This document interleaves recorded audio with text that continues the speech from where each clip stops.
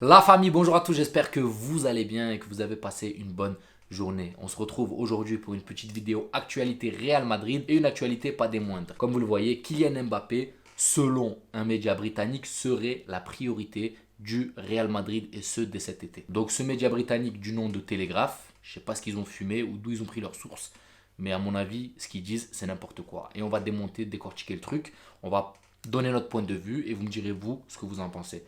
Déjà, les gars, je vous pose une question, les frères. Est-ce que vous serez prêts à accepter une arrivée de Kylian Mbappé après ce qui s'est passé? C'est une question personnelle que je vous pose de vous à moi. Est-ce que vous serez prêts à tourner la page et à dire, bon, il a merdé, il se rattrape, on l'accepte, ou c'est resté quand même, il y a quand même une amertume au fond de la gorge qui va être difficile à racler? Moi, clairement, je suis plus pour la deuxième option.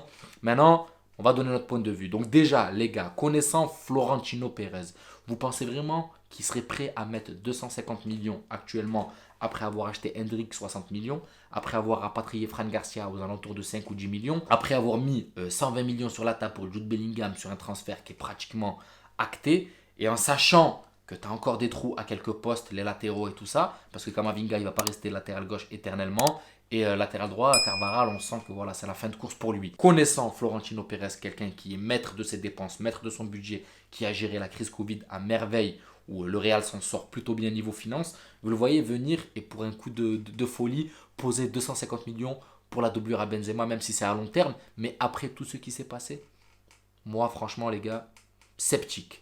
Maintenant, on va prendre le côté Paris Saint-Germain. Donc, quand vous analysez ce qui se passe au Paris Saint-Germain, vous les gars, vous savez, hein, ça va mal en ce moment. Les supporters descendent carrément devant la maison, devant les maisons des joueurs pour se plaindre, les insulter et tout. Donc voilà, c'est le brouhaha total au Paris Saint-Germain.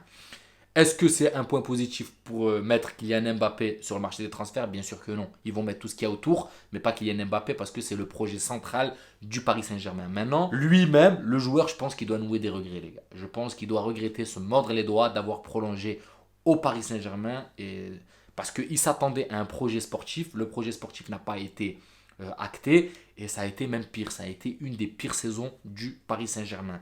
Donc au fond de lui, comme je l'ai dit, il doit avoir des regrets. Maintenant, est-ce que ces regrets vont le pousser à vouloir quitter le club? Je ne sais pas. Franchement, les Qataris ne vont pas le lâcher comme ça, les gars. Quand tu vois qu'ils ont mis Neymar sur la liste des transferts, ils ont mis Messi sur la liste des transferts qui va se barrer déjà, c'est pratiquement sûr. Verratti sur la liste des transferts. Donc voilà, il y a une épuration qui est en train de se faire, même si pour moi le problème est un peu plus haut. Tu te dis que voilà, ils vont dégager du monde pour pouvoir reconstruire autour d'Mbappé. Maintenant, le joueur, lui, parce que s'il part, les gars, franchement, s'il part et qu'il a une vraie envie de partir, c'est là, en 2023, dès ce mercato. Pourquoi? Parce qu'en 2024, les gars, il ne va pas partir gratuitement. Déjà, il a dit l'année dernière que s'il partait, il fallait rapporter un billet à son club, le Paris Saint-Germain. S'il ne rapporte pas un billet, c'est pas rentable pour lui et pour le club. Enfin, si, c'est rentable pour lui, mais pas pour le club. Et lui, voilà, il veut pas, genre, trahir le club, donc il faut leur rapporter un billet. Donc s'il part, ça serait dès 2023, cet été, ou après prolongation en 2024. Ça veut dire 2024, il prolonge pour qu'il soit sous contrat, et donc il va falloir venir casser la clause ou le contrat pour le racheter. Donc c'est probable que si lui a vraiment une volonté de partir, ça se fasse dès 2023. Maintenant, nous les gars, franchement, Mbappé maintenant, là, à cette heure-ci, à l'heure actuelle, il y en a qui badent encore, mais moi, franchement, il y a mieux. Il y a mieux parce que si je devrais miser sur quelqu'un, je miserais sur Haaland. Est-ce que Mbappé, les gars, va accepter de mettre sa grosse tête de côté en venant au Real Madrid? Quand quand on t'a donné tellement de pouvoir, on t'a donné presque les règnes du club et tu viens et tu vas passer au statut de remplaçant, frérot, parce qu'on va pas mettre le 9. Certes, tu vas jouer, hein, tu vas prendre des fois sa place en tant que titulaire et tout, mais Karim, c'est Karim, frère. Tu viens pas et tu l'effaces comme ça. Tu vois, je veux te dire, c'est pas on vient, on met Karim à 90% sur le banc parce qu'il y a Kylian. Non, non, ça se passe pas comme ça. Karim, on lui doit encore une année. Il a re-signé, c'est pour le faire jouer. Donc, est-ce que Kylian Mbappé accepterait d'être au second rôle d'attaquant? Parce que Vinicius, il est intouchable, les frères, hein, ça, on n'en parle même pas. Ça m'étonnerait grandement, au vu du pouvoir qu'on lui a donné, au vu Voilà, franchement, il a eu un rôle qu'il ne devrait pas avoir, les gars. Tu dois te contenter de rester au statut de joueur, mais pour moi, ça allait un peu trop loin. Même, il y a eu beaucoup de picotis médiatiquement et tout.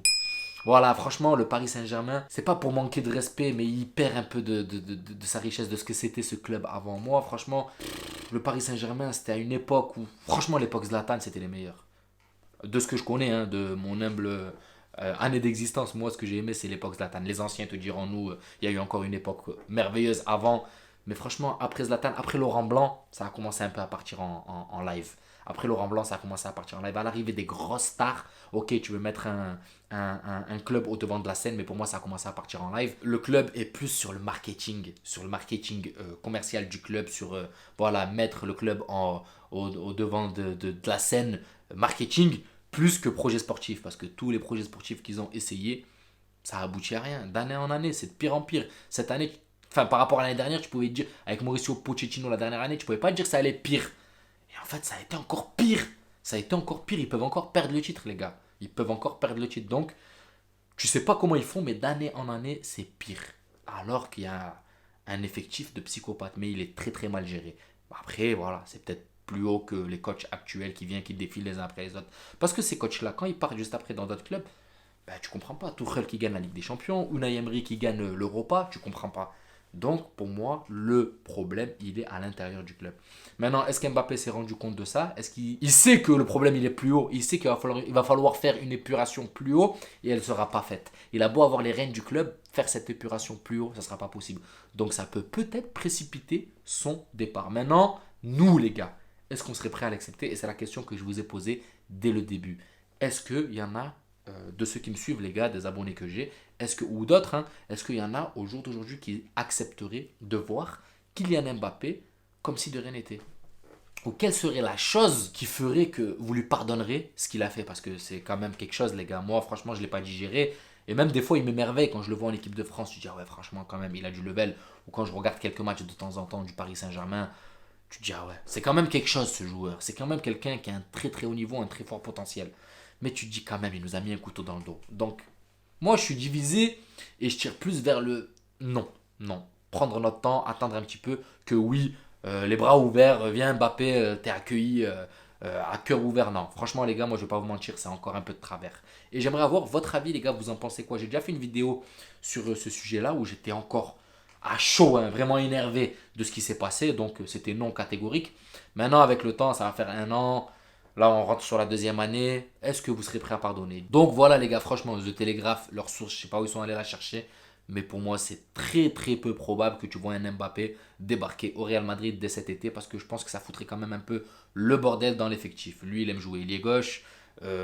Niveau attaque, placé en pivot, il n'aime pas ça. Il pourrait l'accepter, mais voilà, c'est pas son rôle primaire. Donc, est-ce qu'on aura le plein potentiel de Mbappé en tant que pivot, sachant que nous, ce qu'on veut, c'est faire souffler Benzema. Enfin bref, c'est un bordel et pour moi, c'est pas le profil qu'il faut actuellement au Real Madrid. Maintenant, dites-moi vous ce que vous en pensez, mais ça reste que mon point de vue. Restez poli et courtois dans les commentaires et après, vous êtes libre de dire tout ce que vous voulez. Donc voilà la famille, j'espère que cette vidéo vous plaira. N'hésitez pas à vous abonner et à liker, ça donnera beaucoup de force à la chaîne et je vous dis à la prochaine vidéo et bien sûr, prenez soin de vous. Ciao la famille.